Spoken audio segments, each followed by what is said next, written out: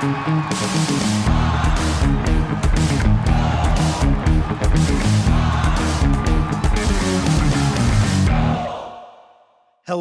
Kansas City. Hello, America. And hello to the world. Once again, this is another edition of the Heart and Goal podcast.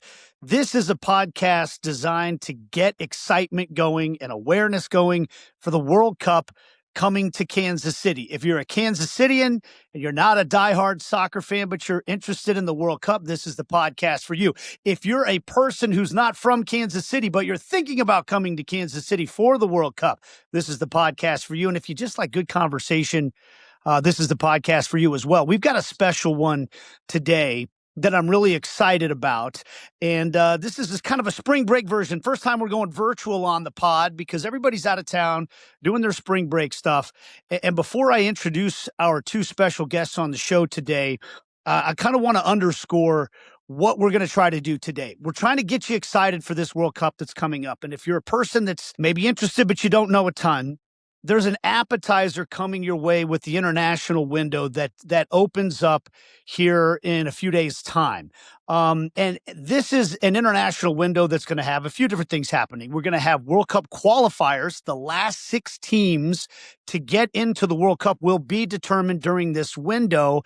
And the intensity and the excitement is something we want to paint the picture for you because, you know what, if you want to dip your toes into the World Cup a little bit, this is a competition that you're going to want to watch.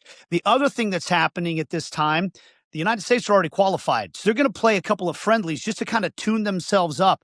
Some guys are going to try to make the roster, maybe prove to the coach that they should be on that roster when it comes to World Cup time.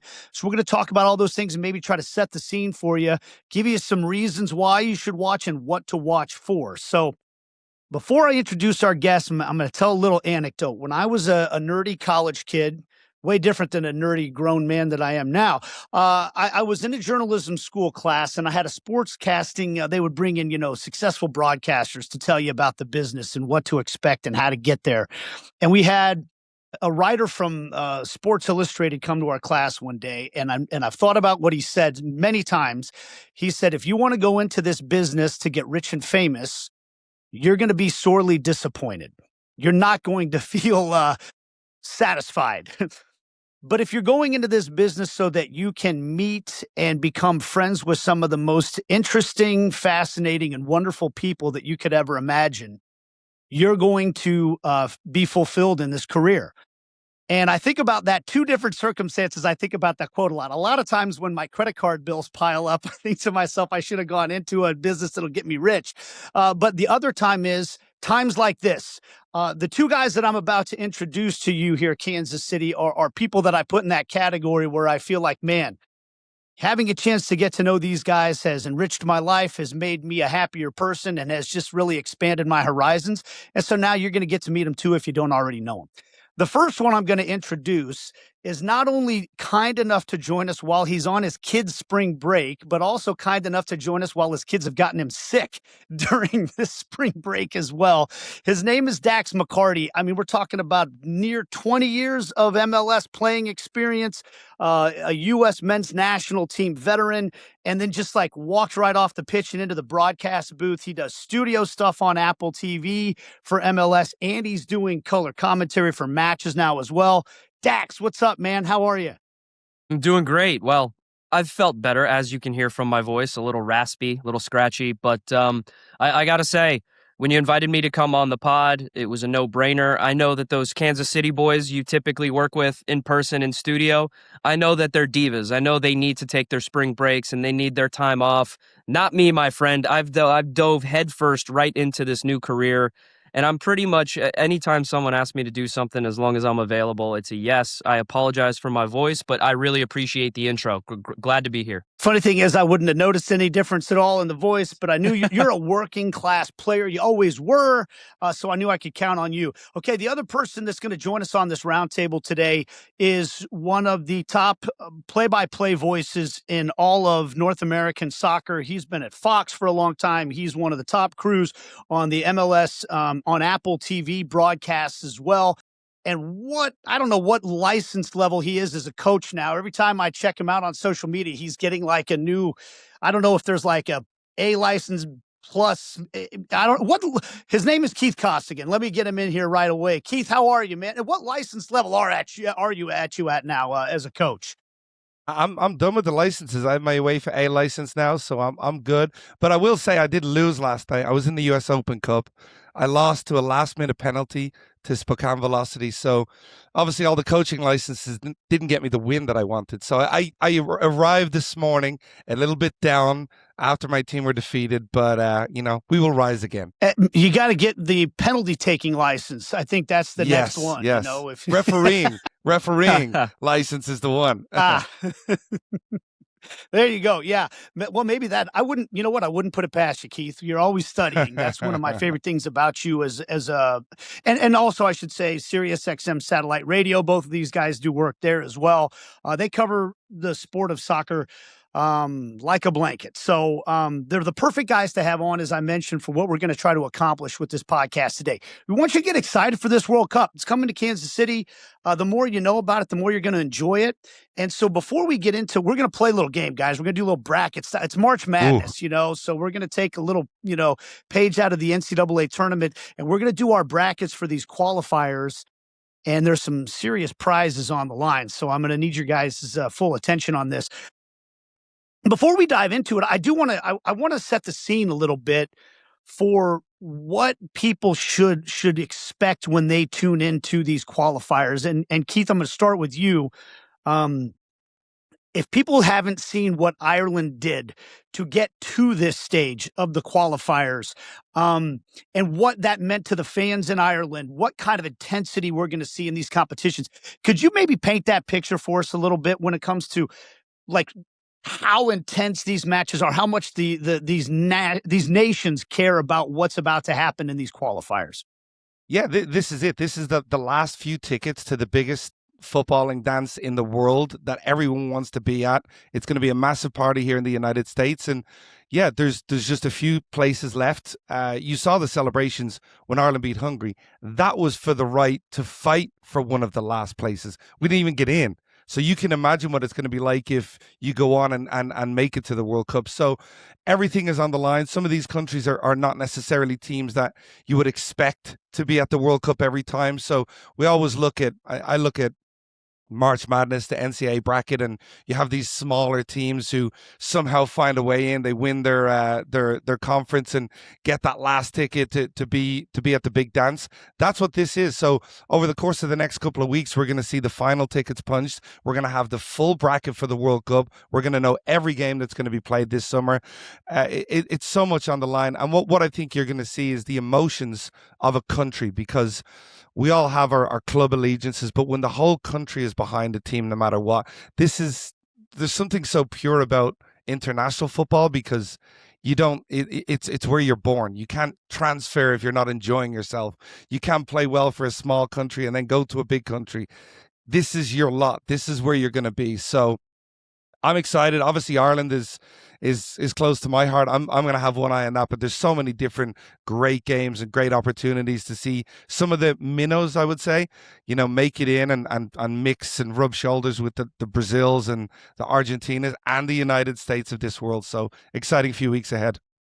And Dax, it's not just minnows that are playing, especially in these European qualifiers. There are some big famous countries that still have yet to punch their ticket. Yeah, I mean, I thought Keith said that really eloquently, which is, it's not a first surprise, but no, not a surprise. Keith is a wordsmith. When we do Sirius together, there are times where I stumble him a little bit with some of the stuff I bring out of my Webster's dictionary, but I thought he hit the nail on the head when it comes to just national importance and national pride.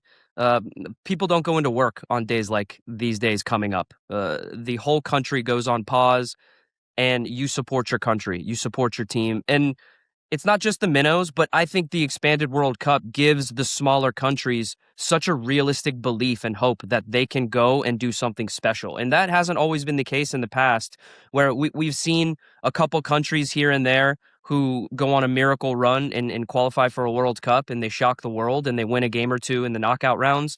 Now we're seeing 5, 6, 7 countries who would otherwise not even have the chance to go to a World Cup, and now they're able to go because of this expanded format. You see the passion, the joy, the tears of joy that it brings to these people, and that for me is what football, that's what soccer's all about.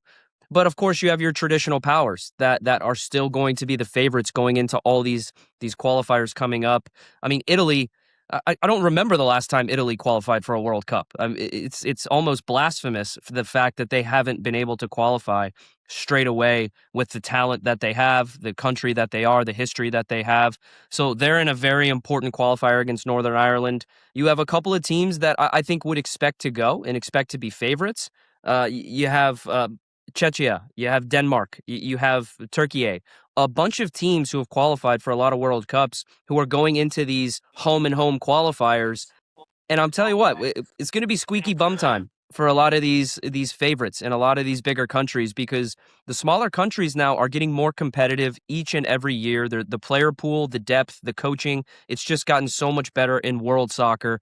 And so we've got a massive couple of weeks ahead of us, especially if you love soccer. And even if you don't know a ton about the game, tune into these qualifiers and you will see some of the most passionate fan bases that you can imagine. Poland, Sweden, these are teams that are still trying to qualify as well, that have world-class players on their squads, and it's really going to be fun. So this is what we're going to do, guys. We're going to basically pick the games for these European qualifiers, and I'm going to put some stakes on this since this is a Kansas City-based podcast. The winner, and I'm not eligible to win, I'm just going to make my picks, but the winner between the two of you is going to get a box of Joe's Kansas City barbecue. Yeah. You gonna ship me that barbecue after I smoke Keith, or what? Yeah, there we go. We'll see. We'll see, Dax. All right, so let's start with Pathway A, okay? The 4 teams, and the way this works for people that don't understand, there's 4 different groups in Europe of 4 teams. Each group winner will advance to the World Cup. So you're talking about 4 teams that will advance out of the 16 teams that are in these qualifiers. You got to win 2 games to get there. So almost picture like these are 4 separate Final Fours, like the NCAA tournament. So we're going to start with Path A. This is Wales, Bosnia-Herzegovina, Italy, and Northern Ireland. So let's start with the first match, guys. Wales versus Bosnia-Herzegovina. Keith, I'm going to let you go first. Yeah, I think looking at Wales in qualifying, only 2 losses were both to Belgium. I thought they played really well. Last game going in, they needed a win to get here against North Macedonia, and they absolutely hammered them 7-1. North Macedonia are going to be in one of the other paths, I believe. So I do fancy Wales to get it done against Bosnia in that game. Italy, obviously, it's Italy too on this path, right? Italy and Northern Ireland. Yep. Yeah, Look, Michael O'Neill's a former teammate of mine. I think he's done really, really well to get Northern Ireland here. But I would have to say Italy should have enough quality. I just wonder in this game, if it goes to Italy and Wales in the final, whether those kind of demons of the past come back to haunt Italy. I'm not sure I'm a big fan of Gennaro Gattuso as a head coach of international football. I think he's a motivator, but you look throughout history, he's very combustible. It can all explode and go wrong. I'm gonna go sneaky, and I'm gonna go Craig Bellamy to lead Wales out of this path and lead them to the World Cup. Wow. Bold decision, I know, but Wales? I'm not sold on Italy again. Shocker, but I'm gonna disagree with Keith. I was looking at some of the form that the teams have been in, and of course Wales had a good qualifying campaign, but so did Bosnia. Bosnia-Herzegovina had a very good qualifying campaign. They only had 2 losses in their last 10 games, and they beat the teams that they should have beat, but they also had some really good results along the way. I just call this a hunch. I just have a feeling that Bosnia is going to get it done against Wales. I'm taking Bosnia-Herzegovina to get it done and get past Wales. And then Italy is going to take down Northern Ireland. I do believe that pure talent is going to get Italy through these next couple of games. And while Keith may be right about Gattuso, there's just something about institutional success and about how Italy just has experienced so much failure recently. I don't think there's any way that you can have the talent and quality at the disposal that Italy has and yet you still somehow manage to botch it so many different times. I'm gonna take Italy. I'm gonna take Italy over Bosnia Herzegovina to get the job done and qualify for the World Cup. All right, so we got a couple of differences there. I'm going to go with Wales knocking off Bosnia Herzegovina. I'm going to take Italy advancing past Northern Ireland, and then I'm going to take the Azzurri as well. That's, for those that don't know, that's the nickname for the Italian side. They wear blue. Here's the thing. I want people to understand, like, when you talk about the stakes, Italy are a side that have won the World Cup. I mean, that's the kind of pride and tradition that Italy have. And Gattuso was one of the stars for the Italian national team, club and country. He's been brought in to kind of rescue this thing where Italy's underachieved here of late. There's a lot of accusations they haven't evolved with the game of soccer as much as maybe they should have, and that's maybe part of the reason they haven't had this success. But Gattuso was asked what the reaction will be like in Italy if he doesn't get this team into the World Cup. And his answer was something like, I don't know, because I'm not ever coming back in the country. I'm never setting foot in Italy again because if we don't win, I know how terrible it'll be. That's the kind of pressure that you feel when you're putting on the Azzurri shirt, when you're the manager of the side. Even if you're a hero like he is in Italy, if they don't qualify, he becomes a villain to the entire country. That pressure can sometimes be a good thing, sometimes a bad thing. I was actually in the stadium in 2017 when they failed to qualify for the 2018 World Cup, when they tied with Sweden 0-0. That was in the San Siro in Milan. One of the most incredible experiences of my life was the stadium all together singing the Italian national anthem. They were behind the team. It was like a cemetery afterwards. Buffon was crying on the field. I've never seen anything like it. The whole city just seemed to just be laying down. It was like it was unfathomable to these fans that Italy didn't make it to a World Cup. Then obviously it happened again, but you think of the failures of the past. I'm kind of with Dax in the sense that I think that will spur Italy on a little bit, that they can't let that happen again. I still have a sneaky feeling that Wales get it done, but it's crazy to think we've gone so long without Italy, one of the giants of football, at a World Cup. Okay, so two of us have Italy going on. One of us has Wales going on. We're going to move down to Group B, or to Pathway B now, guys. This is Ukraine versus Sweden and Poland versus Albania. And this time, Dax, I'm going to let you go first. Tell me what you have in this bracket. Surprisingly, I love Sweden. I like a lot of the individual quality that they have in terms of their player pool. Some big name players that you would expect them to go and not have to be in the situation they're in, but just going through their qualifying campaign. I mean, they are winless in their last 6 games, and there's just seems to be such a lack of confidence in the way that they're playing right now. I'm going Ukraine. And I know, take out all the geopolitical stuff going on, but Ukraine also has a ton of quality. And I really I feel like there's something about, that passion that the Ukrainians are going to play with, and that national pride that they're going to play with. And quite frankly, just based on form, Ukraine should be the favorite going into this tie. I'm going to take Ukraine. And then I'm also going to take Poland over Albania. Albania's sneaky good team. Yeah. A team that has a lot of, I guess, lesser known players, but have played really well as a group. They have some really interesting quality, dynamic, attacking players going forward. So this is by no means going to be a simple tie for Poland. But when you have the best player on the field and the most dangerous player on the field at all times in Robert Lewandowski, I just don't see any way how they're going to be able to stop that attack of Poland. And then I do think Poland is going to be too strong for Ukraine. I think Poland is going to advance. I really like their midfield, and I like Lewandowski to score multiple goals to get his country back to the World Cup. Yeah, I mean, I got to go with Dax. I think you look at Ukraine, only losses in qualifying were to France. And I think we all would agree France are one of those favorites for the World Cup.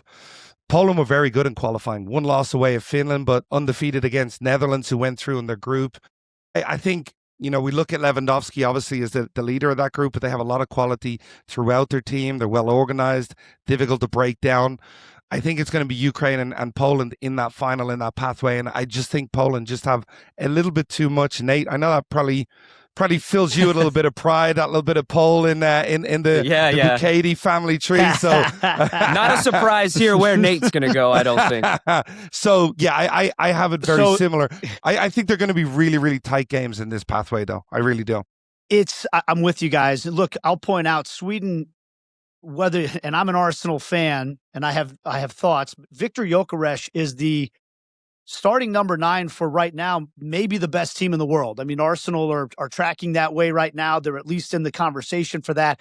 Gyökeres has been I don't know that he's he deserves to be the starting number 9 on what would be billed as the best team in the world, but he's there. He's a very good player. So Sweden have talent is, I guess, my point there. But I'm going to go with you guys. I'm going to set up an existential crisis for myself because the truth is the McCarty family is kind of from Poland, kind of from Ukraine. Wow. Dug into the history of my grandparents. They always claimed Poland growing up in Kansas City. I was the Grand Marshal of the Polski Day Parade in 2016, which, had my grandpa very proud in heaven. But as I dug through the history of it, they were from a village that's right there on that eastern border of Poland, Ukraine. That's always kind of a disputed territory. When they moved to the United States, they claimed Poland because the neighborhood they lived in had a lot more Polish people than Ukrainian. And the difference is kind of nebulous. So I have this internal struggle. I was always taught I was Polish my entire life growing up, but there's a little bit of Ukrainian there too. And I think they're going to be squaring off in this game. But because of that, I was taught I was Polish. That's what I was raised as. I've always loved Lewandowski. I mean, obviously he's like my favorite player to watch. And I'm a huge fan of his, and he's coming to the end of his career. It's a situation where I think he's even stood up to some of the coaching situations in Poland and said, I'm not going to play unless we have a coach that I believe in. He's taken ownership of that team. I think it's time for him to put his money where his mouth is, so to speak. I'm going to go with you guys. I'm going to take Poland over Ukraine and hope my grandpa's proud of that. All right. We'll move on to Group C, guys. By the way, Nate, okay. I just have to say, finding out that you were the Grand Marshal of the Polish parade. I can't get beyond this. That is the least surprising thing I've ever heard, honestly. That makes so much sense to me, and it's perfect. That's great. I hope you pull up a picture of that somewhere and throw it on social media. We'll add it to the podcast here because I definitely have photos, and I wore my Poland soccer jersey when I drove the little convertible through the in the parade. So, okay, let's move on to Path C here. Now, this is an interesting one, guys, because the winner of this will end up in the United States group, and I think there's one here that could be a real threat to the United States as well. So I want to get your guys' thoughts on that. But so you really, folks, going to want to watch this group because you're going to find out who is going to be playing against the United States here in a few months' time. We've got Slovakia versus Kosovo, and then Turkey versus Romania. Keith, I'm going to kick it over to you first on this one. I think Slovakia are going to be Kosovo in the first game. I think Slovakia will move on. But the second game for me is all about Turkey. I think watching them play, they're really good going forward. I actually called a couple of other games last summer when they came to the United States. They beat US. They lost to Mexico where they heavily rotated their squad. In Arda Güler, they have a player who's going to be a generational talent for this country. So if you're US, you're probably hoping somebody else provides a shock here. If Turkey come in, all of a sudden you make that US group that little bit more difficult. But I can't look beyond them. I think they're a really, really talented side. I think they have a very good coach under Vincenzo Montella. Yeah, I can't look beyond Turkey. And I think in the World Cup, we always look to that team that can get out of the group and do some damage that maybe aren't one of the traditional favorites. I would list Turkey as one of those teams. Although I believe a lot of people said that about them in the Euros, and then they go out at the group stage and everyone was like, oh, forget it. They were like everybody's fancy pick to go far, and they didn't. But I just feel this time they're primed to do that. And yeah, I can't see out of these four teams anybody else but Turkey moving on. Okay, so I'm going to disagree a little bit with Keith on the Slovakia-Kosovo matchup. I think that these teams, I know Slovakia is significantly higher in the FIFA rankings than Kosovo, but Kosovo was really impressive in World Cup qualifying. They're actually unbeaten in their last 5 World Cup qualifiers, and their last loss was in Switzerland to obviously one of the best teams in Europe. But also their last result was a draw against a really strong Switzerland team. So I don't think they're going to have any issues sitting deep and trying to get a result against a good Slovakian team. I actually think Kosovo will spring the upset here and advance to play this next winner, which I'm going to have to agree with Keith. I mean, if you go through the Turkey A lineup and you go through the quality that they have on their squad, you can make the argument that in the attack, this is one of the most dangerous attacking quartets that you will see, not just in these World Cup qualifiers, but possibly in the World Cup. He mentioned a few of the names, but if you go through the list, Juventus's best player, not named Weston McKennie, Kenan Yildiz, who is like one of the most exciting players in world football at the moment right now. Hakan, I'm going to butcher his last name, Chandanoglu. Is that how you pronounce it, Keith? Çalhanoğlu. I got it really close. But again, I got you, Dax. Dax, if you have any issues, I know. That's why I go to you on these things. I'm here to help you. But playing for Inter Milan, he's basically the orchestrator of everything that they do. And then, of course, at Real Madrid with Arda Güler, that they have some really, really dangerous, exciting attacking pieces. I don't think it's even a question that Turkey A advances out of this quartet. I think that they are just going to out-talent every other team in this group. And I do think they will advance and provide the U.S. men's national team with easily the stiffest test that they will face in the World Cup group stages. And it's crazy to say that because that just shows you the depth of quality of teams that come out of qualifying from Europe and how difficult it is when you have legitimate 3-4 world-class attacking players who have to go through a playoff to get to the World Cup. I do think it'll be a little bit tricky for them, but I don't think there's any question they advance. I'm with you guys. I'm going to go Slovakia and Turkey A, and then Turkey A advancing. But I'm with you also. I'm as an American kind of rooting against Turkey A because, and Keith, you touched on it. I don't know how much it's a friendly, so I don't know how much you put into it, but I thought that the United States almost looked outclassed at times against Turkey A in that friendly that we saw. Yeah, I mean, I don't know. I think the U.S. are very different now than they were then. That was in that period where you felt Punch was still getting to grips with what the identity of the team was. Yeah, now I would make that a much better contest. But again, if you're looking at, you're trying to handpick your group, you're going to try pick the team that's not as good as the others. Unfortunately, I don't see any other way but Turkey A moving on. And, you want to play the best as well. So it's going to be a good test for the U.S. in the World Cup when it comes around. Yeah, so fans, I mean, I'm telling you, that Group C is going to be interesting to watch because really who wins that could determine. A lot of people have said the United States got a very favorable draw. I agree with that for the record. But that draw changes drastically depending on whether or not Turkey A are in it versus one of these other sides, in my opinion. So you're going to watch it, and find out who's going to be playing the United States in their group. All right, guys, let's move on to Path D. Czech Republic versus Republic of Ireland. I think this is a fantastic matchup. I can't wait to watch it. And then Denmark versus Northern Macedonia.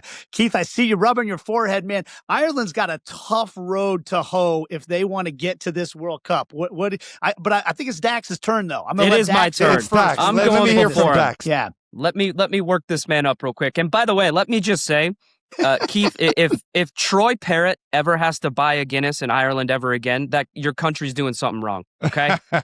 Because watching the scenes of him scoring in the last minute to get them to this point it stirred up emotions in me that I didn't know I had. Look, McCarty, of course, I've got some Irish blood, some Irish heritage. Not as much as you and our good close friend Kevin Egan, who, by the way, Kevin Egan, posting pictures on social media of him actually crying, tears of joy, watching his country. I think you might have been in the same boat. You probably just didn't post about it. Genuinely, I think it's a really, really difficult draw with Czechia. Czechia with some really talented players. But this is pure vibes and pure heart. I'm going Ireland to get through on the power of Shamrocks and Guinness. There's no question that it's going to be a difficult draw, but I think Ireland, I think they get through. And then on the other side, North Macedonia and Denmark, The Danes are just too strong for North Macedonia. And so now we get to the real question. Who is going to qualify for the World Cup? It pains me to say that Denmark is going to take down Ireland. I apologize. I know it hurts me to say, but I have to put my analyst hat on.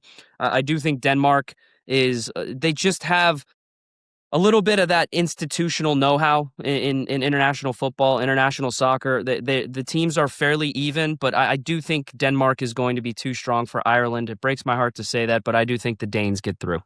Sorry, buddy. It breaks his heart, but he's smiling while he's saying it. I don't understand Just because that. I know you're over He there. doesn't look heartbroken, does he? Look, the Czechia game is so difficult for me because away from home. But what you showed in that last game, the one issue I have is Ireland played so well against Portugal and against Hungary. You know, in other sports, you see a team has a hot hand, you call a timeout, you take away their vibes, you take away their momentum. It was so long ago now that we lost a little bit of that momentum in those games. So that concerns me. But I am going to pick. They tell you never pick with your heart. He's picking with his heart. No chance I'm picking with my heart here.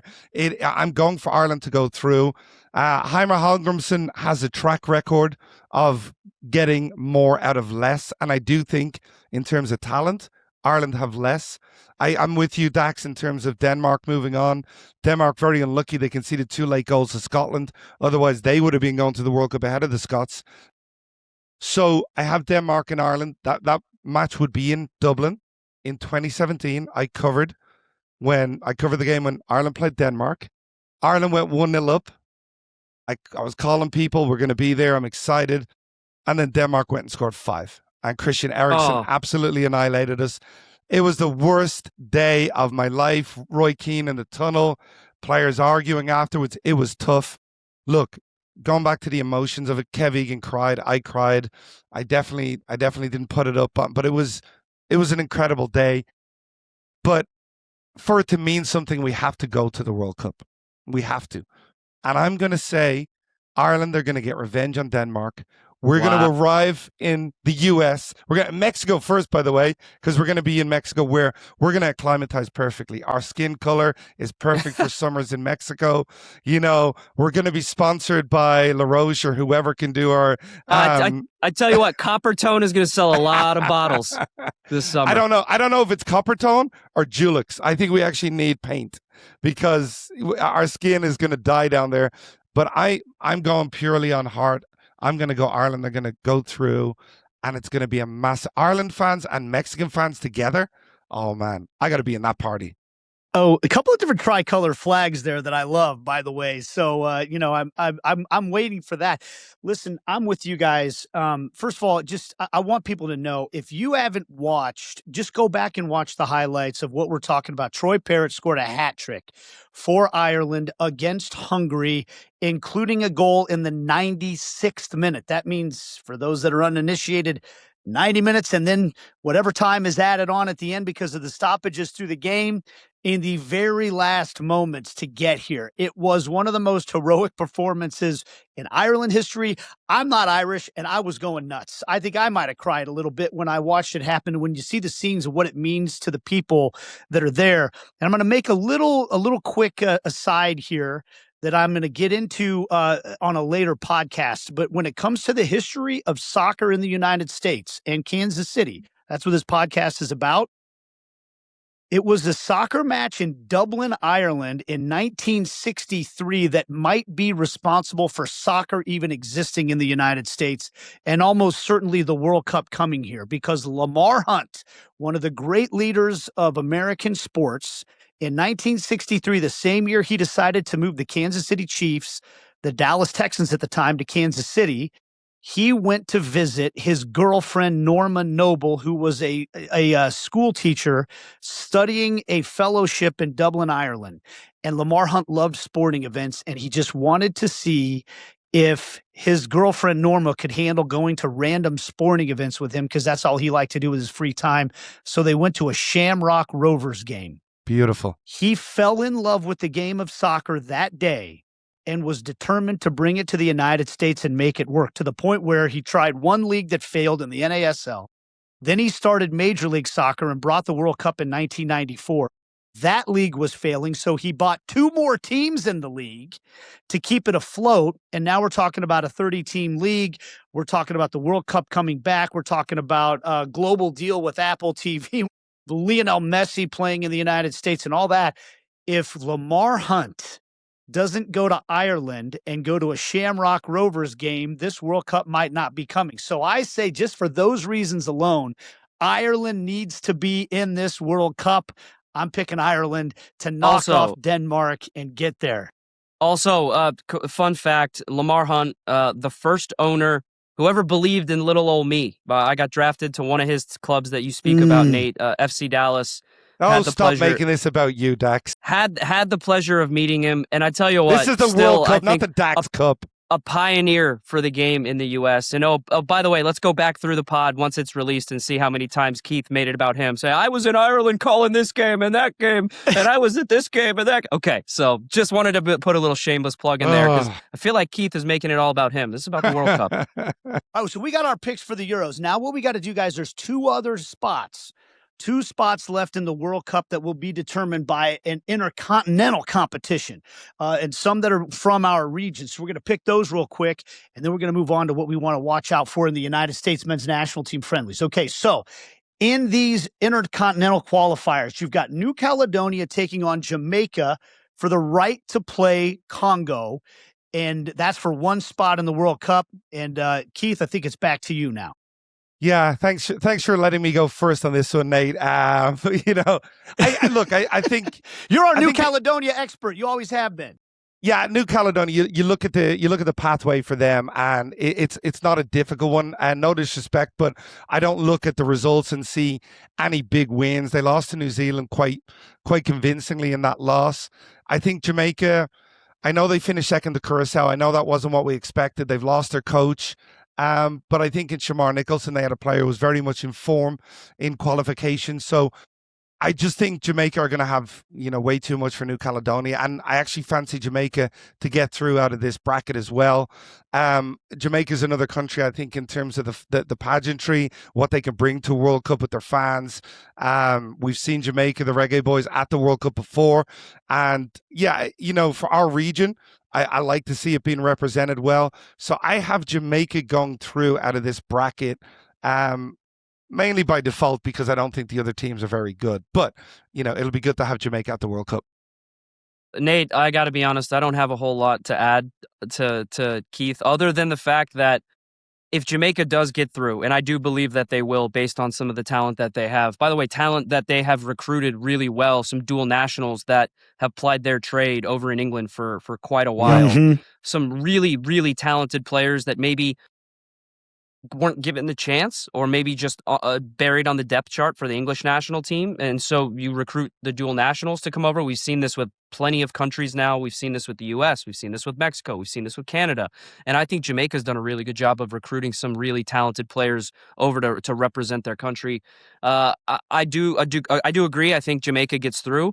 And if they do, I will be buying a Jamaica jersey because they have some of the freshest kits in world football. Mm-hmm. I'm excited. I hope Jamaica qualifies just for that reason alone. We're missing out on Nigeria's kits. They're usually at the top of the list as well. So we got to get Jamaica in there. I'm with you guys in Jamaica with those dual nationals. They've got the talent. They've had some problems, as Keith mentioned, with the coaching situation and the federation, but they got the talent. I'm going to pick them to go through. Okay, the other one, we got Bolivia, the team with the really high altitude in South America against Suriname, which is a really interesting former Dutch colony, a smaller country, but they've got some dual nationals as well.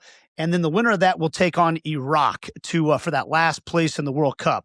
Dax, what do you have? I got to be honest. I don't see any way that either Bolivia or Suriname can get through Iraq. I really just think Iraq is too strong. I've got a soft spot in my heart for Bolivia because the last year of my career. Apologies for a personal story. This is making it about him again, by the way. I just want to. I got to play with I got to play with a young kid who was kind of wrestling back and forth, and his name's Efrain Morales, and he was wrestling back and forth with do I represent the U.S. or do I represent Bolivia? and the Bolivian Federation said, we want to give this kid a chance, and they called him in for some really big, important World Cup qualifiers for Bolivia, and I thought he did really well for them. And the fact that they're even in this position in the first place is a little bit of a miracle, considering how difficult it is to qualify out of South America, the gauntlet that is. So I do believe Bolivia gets by Suriname, but I think Iraq is just too strong. I think Iraq qualifies quite easily out of this group. Yeah, I mean, the Bolivia story is great. Dax, not to make it about me again, I called pretty much all of their games in qualifying. They have an attacker in Miguel Terceros who was right up there in terms of top goal scorers in CONMEBOL with Luis Diaz, with Messi, with Darwin Nunez. So he's got a bit of quality. But Nate, you mentioned it. It's their home form. They've only won one away game, and that was at Chile, who were dreadful. Away from home, they struggle. Without that altitude advantage, they struggle. I think they get through the first game, but only just because I think Suriname are not a bad side. But I'm with Dax. Iraq are well organized, difficult to break down. They don't score many goals, but I just think they're going to be too much for Bolivia in the final in this one. I have Iraq going through to the World Cup from this pathway. I'm going to go big time Cinderella here, and I'm going to go Suriname, guys. That's a story we don't have time to get into now, but if you have a chance, if you want to look up interesting stories about a country that was a former Dutch colony, wouldn't let players that had ever gone overseas to play in Europe play on the national team. It took a brave coach to turn that whole thing around, and now they've got more talent. I just feel like it's a Cinderella story. So I'm going to pick them, Suriname, to go through.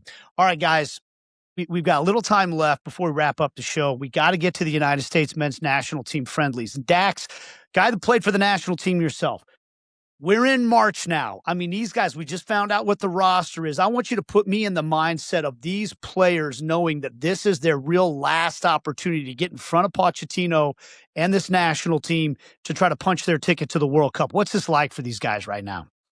Well, I wish I could tell you, but the truth of the matter is that I was a part of a roster that was quite a big failure in terms of not being able to qualify for the 2018 World Cup. But I did represent the national team on a few occasions, and I was never a big part of the national team, which was always upsetting for me. But also, it's a really competitive environment that you go into. You're playing against some of the best players that we have ever been able to develop in this country.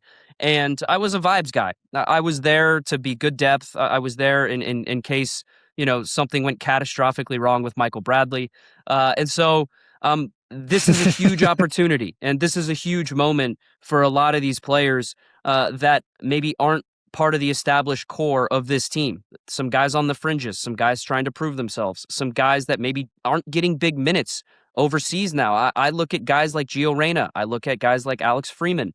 And I say to myself, this is their moment to show Pochettino that even if I'm not playing over in Europe, I'm still going to be able to provide some quality. And I look at the Gio Reyna situation. It's like the perfect encapsulation of James Rodriguez and Colombia. Gio barely plays club football, and that's probably a little unfair to James because James has played for some of the biggest teams in the world and done well. But every time he wasn't playing, he still would go to Colombia and he would be a big difference maker. I look at that situation with Gio and I think Pochettino, while he has talked about how club form matters with his call-ups now, it really doesn't because some of these guys just fundamentally are not getting any game time. But Pochettino recognizes their quality when they've been in camp and he wants them to prove themselves and he wants them to show I'm still fit and I'm still going to be able to help this team. So the mentality for all the guys is, how can I make this team better? How can I be a great teammate if I'm not on the field? But also, selfishly, I want to make this team. This is going to be the biggest sporting event in the history of sports. And I firmly believe that.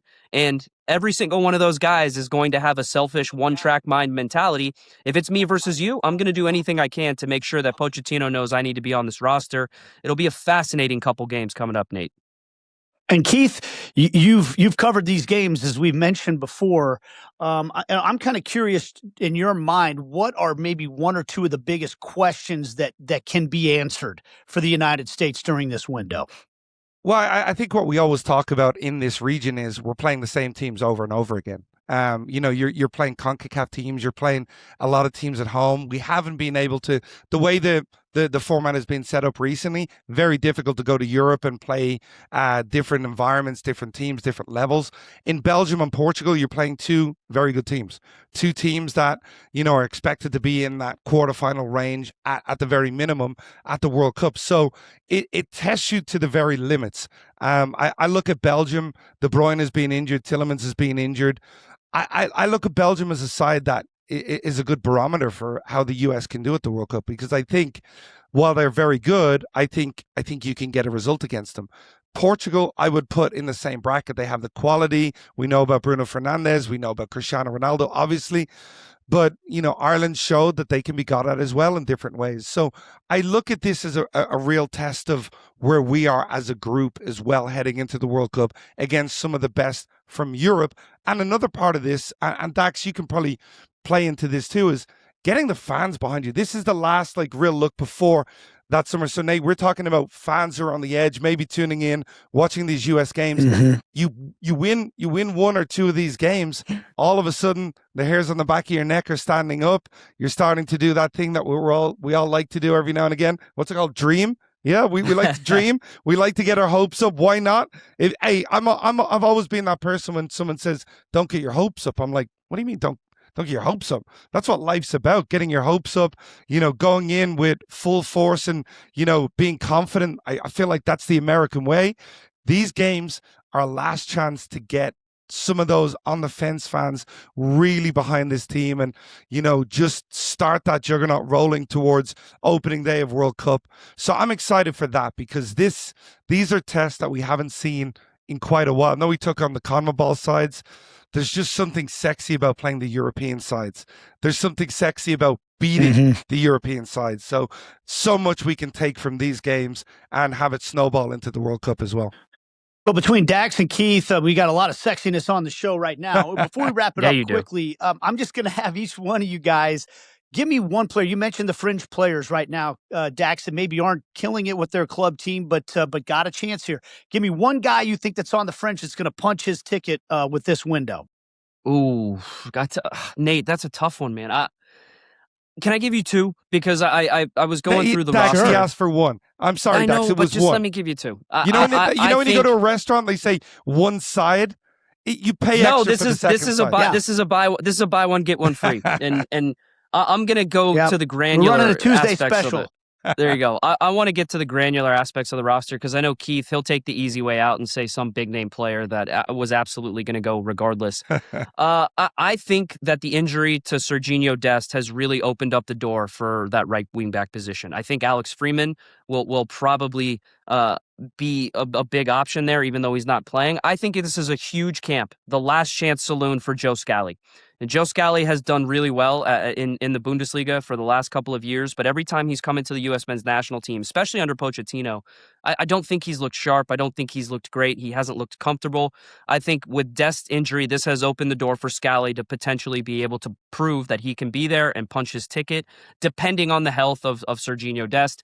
And then I look at the midfield, and I look at a position group that, for me, I see one player out of these three that are going to be able to punch their ticket out of Christian Roldan, Sebastian Berhalter, and Aiden Morris. I think that those three players all bring something a little bit different to that squad and that roster. If you ask me right now, gun to my head, I think Christian Roldan has proven to Mauricio Pochettino that he's got the elite mentality, the versatility to be able to be a big value add at a number of different positions on the roster. So I'm keeping a close eye on that position. Nate, I'm going to stick to the rules of your initial question and just go at one player. I think it's important to respect your host. You've been the head of the Polish, day. I don't want to make big enemies in this world. So I'm going to go to the midfield position. I agree with Dax in terms of the player group that he said. I think Christian definitely goes. But Sebastian Berhalter, this time last year, he wasn't on the radar of being a World Cup player, in my opinion. The way he played against Uruguay, the way he scored the goal, he was a massive part of a big win that day. I've covered his games, Dax, this year. Wow, make it about you again. And he brings an edge, when you're looking at give me things that this player can do, and his set piece delivery in certain situations can just separate him from somebody else. And yeah, I love his story because he was a player that was almost, pushed to the side in MLS and ended up in Vancouver by default, not because they headhunted him and beat out a bunch of people. And he has become an elite player in our league. And I think it's a tremendous story. I think in this window, we're going to see Sebastian Berhalter punch his ticket to the World Cup. And I think deservedly so, because he has been outstanding over the last 12 months. One player, I gave you one. Nate, I'm just glad that I could stick to the rules. You piggybacked off my position group. Congratulations. I'm going to stick to the rules and go out on my own here. I'm going to go with another MLS player with a fantastic story, though, and that's Miles Robinson. This is a guy who was ready to go to the last World Cup and just months before suffered a torn Achilles. And I know Dax knows that story well, and I think he's back. I think he's one of the most athletically gifted of the center backs that the United States has. I think he's proving with Cincinnati that he belongs in the conversation. I think it's time for a little bit of younger blood on that back line for the United States. And I think it's just a great story for a guy who got it ripped away from him last time around. He's going to take it back this time, and I want to see him in there. Guys, I know we got to wrap it up. Dax, you got meetings to get to. You've already spent some time with us on your spring break. You guys have both been awesome. Thank you so much for the time. And we'll check back in with you as we get closer and closer, because you guys, can you believe it? The World Cup's almost here. You let us know when that next Polish festival is, Nate. We're there. Yeah. Me and Dax are there. We're going to be in the convertible with you. Polski Day, the first weekend in May, baby. I'll have you guys come to KCK and we'll do it up right. Listen, I want to thank everybody for downloading the podcast, watching it, listening to it, wherever you get your podcasts. We do this every week, and we're getting you ready for the World Cup. Go back and watch the episodes that we've already launched. We've had some phenomenal guests on, and we're just keeping it rolling with guys like Dax and Keith as well. We'll be back at it again next week. Wherever you get your podcasts, subscribe, like, write letters, send passenger pigeons, do whatever you can to get the word out. And we'll see you next time on the Heart and Goal podcast.